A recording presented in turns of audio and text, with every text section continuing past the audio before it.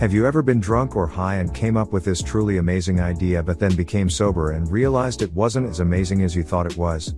If so, what was the idea? A friend of mine called me around 3 o'clock in the morning about a fantastic, groundbreaking idea he had for getting sunburn on your feet. He wears Crocs a lot, so I was actually kinda interested. Okay. So, like, cloth or something you can put on your feet that would keep you from getting sunburn from the holes. Socks. He was describing socks. Whilst high, I came up with the idea of making pens with white ink that would cover up any mistakes on white paper, realized not only that it had been done already but that I had one in my backpack next to where I keep the pen I used to write down the idea.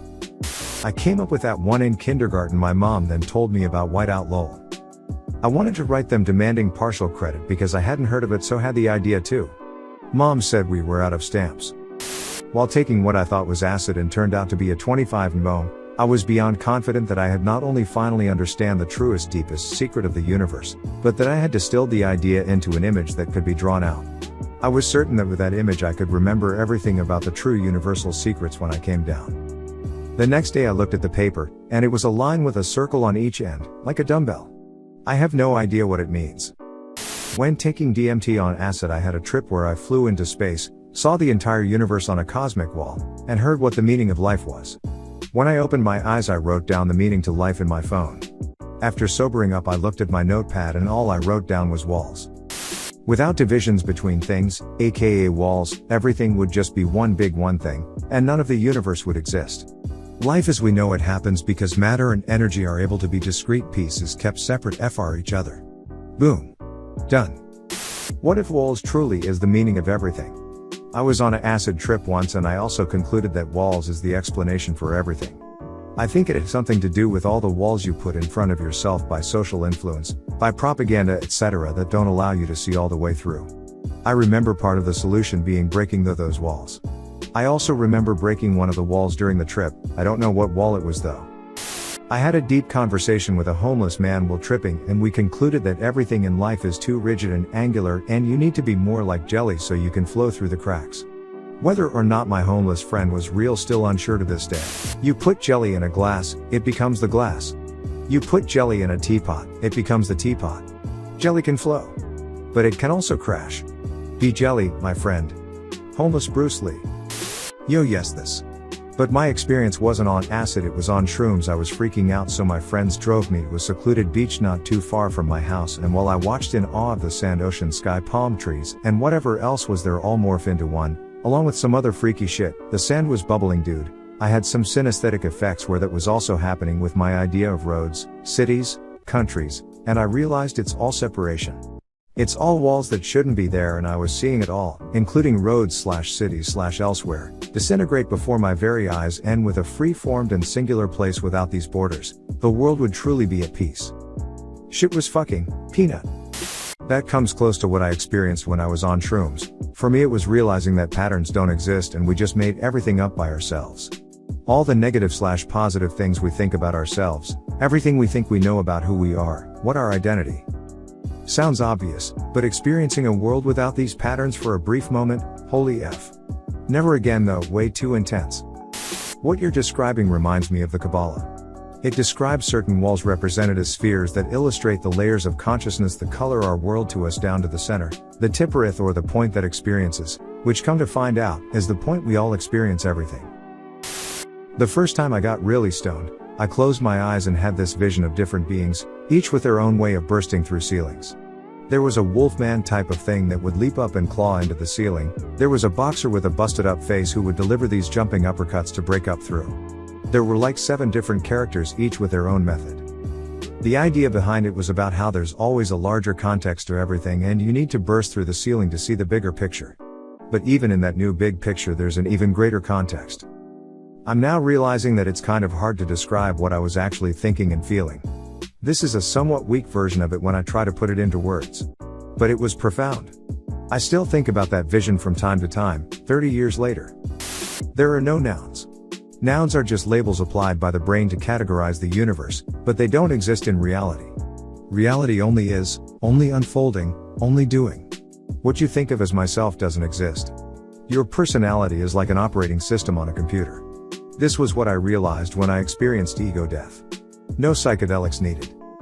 I was trying to solve the ship of Theseus paradox and thus its analogy to the human body being continually replaced. And then realized that the paradox only exists in our understanding because of human labeling on the universe. In reality, there is just a collection of atoms. Damn. I wish I had more time and calmness like before. Epiphanies don't come cheap nowadays. Sent from the porcelain throne on a busy factory night. Edit, I'm remotely programming your brain computer from the LU-RN. That's pretty wild, huh? Curiously, that's what 99% of computer and data science is, databases. You can categorize, sort, filter, and search for data. You can retrieve it, change it, and delete it. Everything can be infinitely relatable with everything else. Look at an Excel spreadsheet. There are infinite cells, all separated by infinite walls. Isn't that what life is? In a way, you're describing the scientific principle of entropy. Energy cannot increase or decrease, but entropy is constantly increasing. At maximum entropy, nothing in the universe will be distinguishable from anything else. Space will be a single big, motionless, cold thing. Just what you described. Yet we still keep building more walls to form into governments, inventions, families, languages, our own stories and legacies, knowing that when time runs out everything will be erased. That is exactly what meaning is. It's only by recognizing other that we know ourselves. If you can't see where not you begins, then there's no way to tell where you end. This is the ego boundary, or the absolute terror field. It's the walls that separate us which give us our shape. Or this is the truth. Not that the universe doesn't exist, but that it exists only relatively, like the imagined snake in the rope. The snake was never there, it was merely a delusion. The walls/divisions are illusory and everything is just one big thing. Existence/awareness/consciousness. For example, God/you/self. Ultimately, the subjective experience of consciousness is physically irreducible. An Advaita Vedantin told me so. Even in the Bible, the first thing God did was make something and then divide things from it. He made the light and then divided the darkness out of it.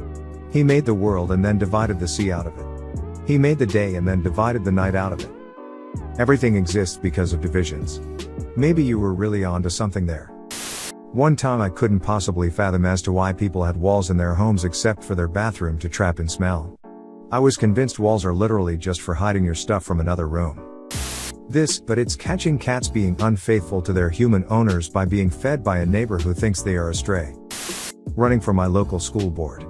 I had a lot of issues with the way the education works in our country and believed the best way to fix the system was by running an honest campaign and promising to fight for the change that would help kids learn better. Ultimately, I sobered up and realized an, at the time, unemployed, stoned 24-year-old with no kids was not the best candidate. A pot or bowl with holes in it so that you didn't have to use a wire mesh strainer to strain spaghetti. I had drawings and everything. People around me were like, shit, this thing is going to make millions. Next day, dude, that's a colander. Sugar bags. Like tea bags but for sugar. Tea and 2 sugars? 1 tea bag, 2 sugar bags. As we were stoned as fuck, my cousin holding up an emptied tea bag filled with sugar and me trying to carefully tie it back up with a piece of cotton, my cousin disappointingly says sugar cubes. I thought it would be practical if you would have a tag with your address written on it attached to your keys, so if you ever lost them they can be sent back. Seemed brilliant to me. Thieves might enjoy this idea as well. Edit, thank you for the awards, kind strangers. My bank does something cool that solves that problem. A keychain with a dog tag that has a specific code that the bank registers to your address. If you lose your keys, anyone who sees them can throw them in a mailbox and they'll be sent back to you. My friend is a lawyer and when he was in law school did a summer internship to Ghana studying international law. We were like 2 blunts deep and he came up with the brilliant idea to make chairs in Ghana because everyone he saw there was just sitting on the ground. He was convinced we could have made a fortune selling chairs. In my first year of engineering in uni, one of the design projects was to come up with a chair made of cardboard. The idea was to make a chair supportive and comfortable enough, whilst also being easy to assemble by cutting out shapes on a large piece of cardboard so as to keep the shipping costs low. The winning design was supposed to be implemented, and if my memory serves correctly, the initial pilot program was going to be for a small community in Ghana. Edit, I don't have time to properly consider most replies at the moment, but I promise I'll get my way to them in the foreseeable future. I have, however, replied to some that jumped out at me. Thanks to everyone for the love. One time I woke up in the middle of the night with an idea. A revolutionary idea. Something I needed to write down as fast as possible so I wouldn't forget. So I wrote it down and went back to sleep. I woke up, looked at the piece of paper, and all it said was Pennzoil Mini Wheats. What you're describing reminds me of the Kabbalah. It describes certain walls represented as spheres that illustrate the layers of consciousness that color our world to us down to the center, the tipperith or the point that experiences, which come to find out, is the point we all experience everything.